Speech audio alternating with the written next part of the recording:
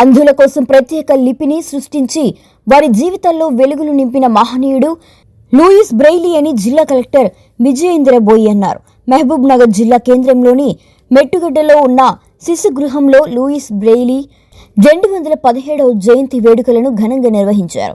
ఈ కార్యక్రమానికి ముఖ్య అతిథిగా హాజరైన కలెక్టర్ మహిళా శిశు దివ్యాంగుల వయోవృద్ధుల సంక్షేమ శాఖాధికారి జరీనా బేగంతో కలిసి కేక్ కట్ చేసి వేడుకలను ప్రారంభించారు. ఈ సందర్భంగా కలెక్టర్ మాట్లాడుతూ అంధులు కూడా సామాన్యులతో సమానంగా అన్ని రంగాల్లో ముందుండేలా ఆలోచించిన లూయిస్ బ్రెయిలీ 6 చుక్కలతో కూడిన బ్రెయిల్ లిపిని రూపొందించారని కూడా గుర్తు చేశారు. ఈ లిపి ద్వారా దృష్టిలోపం ఉన్నవారు చదువు, ఉద్యోగం, స్వావలంబన సాధించగలుగుతున్నారని అన్నారు. ఈ కార్యక్రమంలో పాల్గొన్న దివ్యాంగులు తమ సలహాలు, సూచనలు, సమస్యలను అధికారుల దృష్టికి తీసుకువచ్చినట్లు కూడా చెప్పారు. జిల్లా యంత్రాంగం ప్రతి నెల మొదటి బుధవారం దివ్యాంగులు, సీనియర్ సిటిజన్ల కోసం ప్రత్యేక ప్రజావాణి నిర్వహిస్తున్నట్లు కలెక్టర్ తెలిపారు. ప్రజావాణిలో వచ్చిన సమస్యల పరిష్కారానికి చర్యలు తీసుకుంటున్నామని స్పష్టం చేశారు.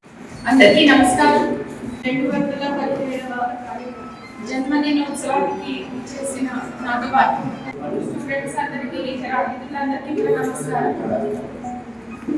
ఈరోజు ఇది లాస్ట్ మినిట్ లో మనం ఏర్పాటు చేసుకున్న కార్యక్రమం. అంటే ఆదేశాలు కొంత లేట్గా రావడం వల్ల అప్పటికప్పుడు అనుకొని చేసుకున్న కార్యక్రమం కాబట్టి పెద్ద ఎత్తున మనం రోజు నిర్వహించుకోలేకపోయాము. అయినా కూడా మీరందరూ షార్ట్ నోటీస్ లో ఇక్కడికి వచ్చి ఈ సెలబ్రేషన్ చేసుకోవడం అనేది చాలా సంతోషకరం.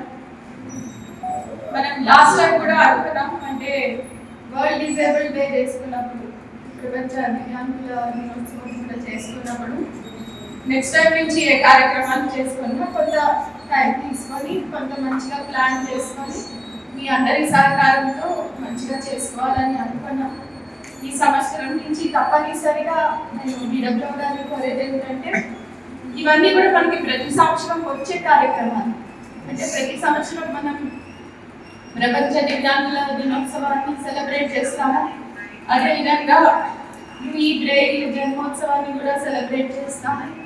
ఇవన్నీ మనకి ఆల్రెడీ తెలిసినవే కాబట్టి ఇక ముందు నుంచి ఒక సెలబ్రేషన్స్ కమిటీ అని వాళ్ళ పార్టిసిపేషన్తో,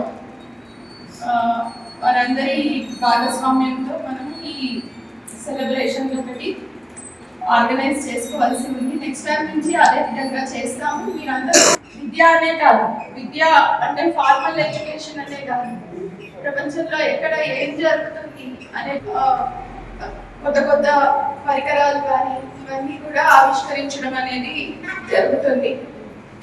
అంటే అదే స్ఫూర్తిని ముందుకి మనం తీసుకువెళ్తూ, అంటే ఈ అంధత్వం అనేది అదేదో ఒక వైకల్యం రావడం జరిగింది. అదే చరిత్రలో చూస్తే చాలా మంది చాలా గొప్ప అచీవర్స్ అయ్యారు. అంటే రైటర్స్ ఉన్నారు, సైంటిస్టులు ఉన్నారు. మీరు చూసే పాత 15th, 16th సెంచరీ టైంలో చూస్తే మనకి జాన్ మిల్టన్ అని చాలా గొప్ప ఇంగ్లీష్, ఆయన కూడా చూడలేదు. బట్ అది ఆయనకి ఒక వైకల్యం కిందనో ఒక అడ్డంలో కాలేదు. ఇప్పటికీ కూడా ఆయన రాసిన పుస్తకాలు లిటరేచర్లో, ముఖ్యంగా ఇంగ్లీష్ లిటరేచర్లో చాలా పాపులర్, చాలా ఫేమస్.